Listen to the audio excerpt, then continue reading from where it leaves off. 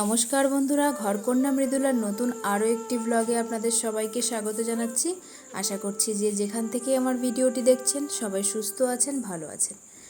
তো সকালবেলা আজকে আর কোনো কাজকর্ম দেখালাম না, দেখতেই পাচ্ছেন মানে এই অবস্থায় আমাকে বোধহয় কখনো দেখেননি। হ্যাঁ, আজকে অনেক দিন বাদে আমি একটু মাছ কাটতে বসেছি, কারণ আমার শাশুড়ি মা বাড়ি নেই, মানে আমার মামি শাশুড়ির মা মারা গেছে, তাই সেখানে মা গেছে সকালবেলা। তো এদিকে সোনার বাবা মাছ নিয়ে এসছে, ছোটো মাছ। তো বাড়িতে আমি সব কাজকর্ম সেরে মাছটা কাটতে বসে গেছি। মানে অনেক দিন পরেই মাছ কাটা, বলতে আমি মাছ তো কাটিই না। মাছ হয়তো কাটা মাছ নিয়ে আসলে পরে ধুয়ে টুয়ে নিই, মাছ কাটার প্রয়োজন আমার হয় না, শাশুড়ি মাই কাটে। তো আজকে কাটছি, তো দেখে মনে হচ্ছে কতটা তাড়াতাড়ি কাটছি, কিন্তু মোটেও না, আমি অত তাড়াতাড়ি মাছ মোটেও কাটতে পারি না। তো এটা রানিং করা রয়েছে বলেই তো এত তাড়াতাড়ি মনে হচ্ছে কত তাড়াতাড়ি মাছগুলো কেটে ফেললাম। কিন্তু এরকম যদি ঝটফট করে কাটতে পারতাম তাহলে তো আরও খুশি হতাম, কিন্তু পারি না, যে কি করব। মানে মাছ কাটা হয় না, সেই অভ্যাসটাও নেই। আর ছোটো ছোটো মাছ অনেকটাই সময় লাগে। আর একদম ছোটো ছোটো মাছটা আমার বাড়ির যে বিড়ালটা তাকে দিয়ে দিলাম। তো এবার মাছগুলো ধুয়ে রেখে দেবো নুন হলুদ মাখিয়ে, কারণ এখনও অনেক কাজটাই বাকি রয়েছে। তো জামা কাপড় না অনেক ভিজিয়েছি, মানে ভেজাবো আর কি। তো সেইগুলো কাচতে হবে। তারপর আবার পার্লারে যাওয়া রয়েছে, আবার পুজোর সামনে, এখন তো একটু তাড়াতাড়ি যেতে হবে। তাই দেখুন সার্ফ দিয়ে আমি জামা কাপড়গুলো কেচে, মা সকালবেলায় স্নান করে চলে গেছে। তা আমাকে বললো যে বাড়িতে এখন কিছু করতে হবে না, তুমি স্নান ধান করে চলে যাও দোকানে, আমি পরে এসে যাই হোক কিছু একটা রান্না করে নেব। আর যেহেতু আজকে বাবার একাদশী, তো আজকে বাবার নিরামিষ রান্নার কোনো ঝামেলাও নেই, কোনো চাপও নেই। তাই আমি ভাবলাম যে সকালে আর রান্না করার সময় পাবো না, তাহলে সোনার বাবাকে বলে একটু কচুরি কিংবা পরোটা নিয়ে আসতে, দুজন মিলে খেয়ে চলে যাব।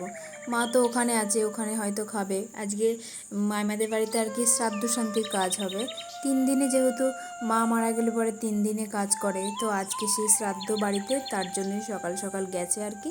তো ওখান থেকে হয়তো দুপুরে খাওয়া দাওয়া করবে, দুপুরে নয় মানে সকালে খাওয়া দাওয়া করে আসবে।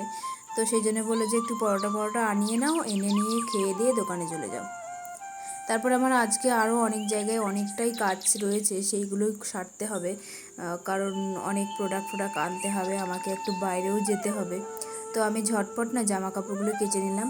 এদিকে সোনার বাবা বললো তাহলে কি বাজারে যে গিয়ে নিয়ে আসবে এখনই কচুরি। আমি বলছি যাও, ততক্ষণ আমার স্নান হয়ে যাবে। তো বললো যে ঠিক আছে, তাহলে আমি যাচ্ছি। তো জামা কাপড়গুলো কেচে দিয়ে স্নান করে উঠে তারপরে আর কি দোকানে যাব বলে রেডি হব। তো আমার ভিডিওটি যে যেখান থেকে আর কি দেখছেন সবাই একটু পুরো ভিডিওটি দেখবেন, আশা করি আপনাদের ভালো লাগবে। আর কেউ স্কিপ করবেন না। অনেকে কি আছে ক্লিক করে বেরিয়ে যাচ্ছেন, সেটা কিন্তু কেউ করবেন না প্লিজ। আর মানে নতুন যারা আমার ভিডিওটি দেখছেন তারা একটু সাবস্ক্রাইব করে পাশে থাকবেন। আর এখন একটু সমস্যা হবে, হয়তো আমি ভিডিও ঠিক মতন আপলোড দিতে পারবো কিনা সেটাও বলতে পারছি না, কারণ পুজোর সামনে আমার ভীষণই চাপ থাকবে। সেই সময় আমি ঠিক করে না ভিডিও করতে পারবো, না ঠিক করে মানে এডিট করতে পারবো, না আপলোড দিতে পারবো। আমি ঠিক মতন গ্যারান্টি দিয়ে বলতে পারছি না, হয়তো একদিন অন্তর অন্তরও হতে পারে। তো এই দেখুন কথা বলতে বলতে আমি স্নান করে চলে এসেছি। আর এদিকে সোনার বাবা কচুরিও নিয়ে চলে এসছে। তো এটা খেয়ে আমি দোকানে বেরিয়ে যাব। সোনা ঘুমিয়েই ছিল, ও আজকে যেমন ছুটির দিন, ও উঠতেই চায় না। দিয়ার আজকে পরীক্ষা আছে, তো পরীক্ষা দিতে চলে গেছে। সকালে একটু ম্যাগি করেছিল, ম্যাগি খেয়ে চলে গেছে। তো আমরা দুজন খেয়ে নিচ্ছি, আর সোনাকে ডেকেই যাচ্ছি, আয় তাড়াতাড়ি খাবে, আমার দোকানে যেতে হবে। তো কথা শুনছেই না। ওর মানে খাবার দাবারে এত কষ্ট, মানে না খেয়ে থাকলে পরে ওর খুব ভালো হয়, মানে খেতে চাই না। আর দেখেছেন তো শরীর কেমন, খায় না বলে ওই রকম শরীর। তো আমি ওকে ডেকেই যাচ্ছি, আয়, ওর জন্য ছোটো প্লেটে রেখেছি, ওর জন্য বেশি আনিনি। ওর বাবা 2টো কচুরি নিয়ে এসছে, সেই 2টোর একটাও হয়তো খায়নি। তো সেদিন তো ওরকমই গেল। আমি ওর বাবাকে বললাম যে আমি বাড়ি থাকছি না, তুমি বাড়ি থাকবে না, বাড়িতে কেউ থাকবে না, তাহলে ওকে মার কাছে দিয়ে আসো। তো আমি সেই জন্য ওকে তাড়াতাড়ি আর কি ঘুম থেকে তুলে দিলাম, যে ওকে মার কাছে, মানে আমার মামা শ্বশুর বাড়িটা আমাদের বাড়ি থেকে কিছুটা দূরে আর কি, এপাড়া ওপাড়া বলে না সেরকম। তো ওই পাড়াতে আর কি দিয়ে আসবে, নামিয়ে দিয়ে ওর বাবা চলে যাবে ফুলিয়াতে। আর আমি চলে যাব পার্লারে। তো সেই জন্যে ওকে খুব তাড়াতাড়ি করছি, দুজনে এই বিষয় নিয়ে কথাও বলছিলাম হয়তো। তো খাওয়া দাওয়া করে নিয়ে এবার যাব পার্লারে। আজ আবার আমি একটা অর্ডার করেছিলাম নাইকা থেকে, কিছু প্রোডাক্ট পারচেস করব, তো সেগুলোও আসার কথা আছে, সেই জন্য আরও তাড়াতাড়ি করে যেতে হবে। পার্লারের লোকও আসবে, সকালে ফোন করেছিল যে আমি যাচ্ছি, তা আমি বললাম তাহলে আমি স্নান করে বেরোচ্ছি ওদিকে, তারপরে দিয়াও যেহেতু নেই আমাকে সকাল সকালই যেতে হবে।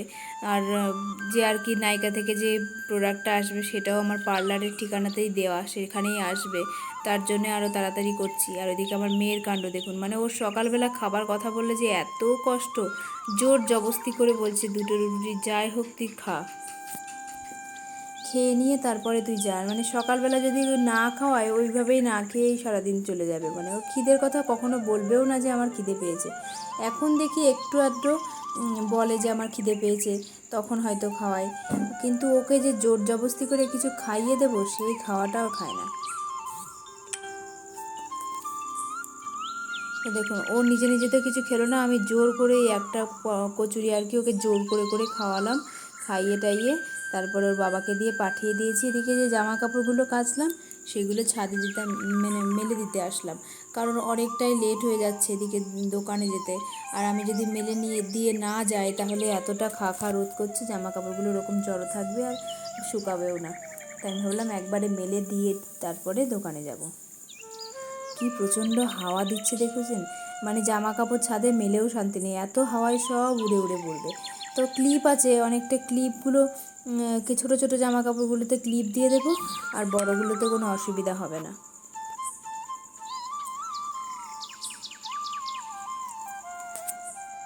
জামা কাপড়গুলো ছাদে মেলে দিয়ে আবার তারপর যাব হলো দোকানে। এবার চলুন এবার যাওয়া যাক দোকানে। আমার প্রোডাক্টটা চলে এসছে, এই দেখুন প্রোডাক্টটা নিয়ে আমি পার্লারে চলে এসেছি। চলুন আপনাদেরকে দেখাই আমার কী প্রোডাক্টটা আসলো। আমার পার্লারেরই কাজের প্রোডাক্ট আর কি, এখন তো অন্য কিছু প্রোডাক্ট নেব না, যেহেতু পার্লারের কাজ এখন চলছে মোটামুটি, তো সেখানেই কিছু কিছু প্রোডাক্টগুলো যেগুলো আর কি খুবই প্রয়োজনীয় ছিল সেই সব জিনিসই আর কি অর্ডার করেছিলাম। চলুন দেখাই আপনাদেরকে কী জিনিস আমি অর্ডার করেছিলাম। প্যাকেটিংটা এমনভাবে করেছে সেই প্যাকেটটা আমি কোনোভাবেই খুলতে পারছি না, মানে এত সিল প্যাক করেছে, মানে তো আমি ভাবছি কীভাবে খুলবো, কোনোভাবে তো খোলা সম্ভব হচ্ছে না। তো তারপরে খুলতে পেরেছি মোটামুটি। এই দেখুন এটা হলো হেয়ার রোলার আর দুটো চিরুনি অর্ডার করেছিলাম। এই হেয়ার রোলার না আমার আগে ছিল, সেগুলো না একটু অন্য রকমের, মানে প্লাস্টিক টাইপের ছিল, যেটা হলো ড্রায়ারে না প্লাস্টিকটা গলে যাওয়ার চিন্তা, মানে অনেক সময় গলে যাবে এরকমটা মনে হচ্ছিল, মানে গরম প্রচুর পরিমাণে হিট হয়ে যাচ্ছিল, যেটা কাজ করতে গেলে না খুবই অসুবিধা হয়। তো সেইগুলোর জন্যই আমি এটা আবার অর্ডার করেছিলাম নাইকা থেকে। এবার কাজটা সেরে নিয়ে বেরিয়ে গেছি আমি আবার কিছু কেনাকাটি করতে। পুজোর কেনাকাটি নয় এটা, অবশ্য কিছু আমার পার্লারেরই প্রোডাক্ট কিনতে যাচ্ছি রানাঘাট। এই দেখুন আকাশটা কি সুন্দর লাগছে না, আর আমাদের রানাঘাটের রাস্তা এখন এত সুন্দর হয়েছে দেখার মতো। তো আমার কিছু প্রোডাক্ট মোটামুটি নেওয়া হয়ে গেল, তখন তো আর ভিডিও করা হয়নি, আর দোকানে যা ভিড় তখন ভিডিও করা সম্ভব নয়। তো এবার বেরিয়ে যাচ্ছি আরও কিছু কেনাকাটির জন্য, সেখানে গিয়ে আমি খুঁজেই যাচ্ছি, মানে আমার যে জিনিসটা প্রয়োজন ছিল আমি কোনোভাবেই সারা বাজার তন্ন করে আর কি খুঁজে ফেলেছি, কিন্তু সেটা কোনোভাবেই পাচ্ছি না। আর এখন এই পাইকারি মার্কেটে এসেছি সেই জিনিসটা খোঁজার জন্য। তো আমার একটা শ্যুট ছিল আর কি, ফটোশ্যুট হবে, সেই ফটোশ্যুটের জন্য আমার একটা বড় মুকুট দরকার আর কি, সেই মুকুটটা আমি আর পাচ্ছি না। সব দোকানেই আছে আমি জানি, মানে এই জুয়েলারির দোকানে, কিন্তু এখন এই পাইকারি দোকানে এসে পাইকারিভাবে সব প্রোডাক্ট হচ্ছে, তো মানে বিক্রি হচ্ছে, তো এখন খুচরো একটা দুটো দেখাবে না, তো কোনোভাবে বলে পারলাম না, চলে আসলাম একদম আমার যেখানে আমার এই পার্লারের কাজের হাতে খড়ি হয়েছিল, মানে আমি যেখানে শিখেছিলাম আমার ম্যাডামের কাছে এসেছি। মানে বহুদিন ধরে বলে যে তুমি আসো না। আমি অনেক দিন সত্যিই ম্যাডামের পার্লারে যাই না, সব কিছু ম্যাডাম চেঞ্জ করে ফেলেছে, আর ম্যাডামের মতন সত্যিই মানুষ হয় না। এই যে তো আমার যাওয়াতে তো ভীষণই খুশি হয়েছে ম্যাডামকে, মানে ম্যাডাম আমাকে পুজোর জন্য একটা গিফটও করলো যে তুমি এসেছো, আমার খুব ভালো লেগেছে। মানে অনেক দিন, আমি প্রায় লকডাউনের আগে কাজ শিখেছি, তারপরে অনেক দিন আর কি যাতায়াত হয়নি, যোগাযোগ আছে কিন্তু ঠিক মতন যেতে পারি না। তাই ম্যাডাম অনেক কথাই আমার সম্পর্কে আর কি বলছিল সবাইকে, আপনাদেরকেও শোনাতে পারতাম, কিন্তু ম্যাডামের ঘরে একটা গান চলছিল, যার জন্য ম্যাডামের কথা তো আমি দিতেই পারলাম না, মানে কপিরাইট খেয়ে যাব, সেই জন্য তো আমি নিজের ভয়েসটা দিতে পারলাম না। আমি আমার নিজের ভয়েসেই বলছি যে সবাই মৃদুলার পার্লারে এসে ও খুব সুন্দর মাসাজ করে, খুব সুন্দর হাতের কাজ, এসবই বলছিল আর কি। তো কথা বলে এবার চলে এলাম বাড়িতে। এসে ভীষণ খিদে পেয়ে গেছিলো, কিচ্ছু খাইনি বাইরে। দেখুন বাড়ি এসে মা করেছে চুনো মাছ দিয়ে মূলো চচ্চড়ি, আর এটা হলো নাল ঘন্ট আর কি ভাজা, আর ডাল সিদ্ধ। তো এই খেয়ে নেব। আজকের ভিডিওটা আমি এখানেই শেষ করছি, আবার একটি নতুন ভিডিও নিয়ে দেখা হবে আপনাদের সঙ্গে।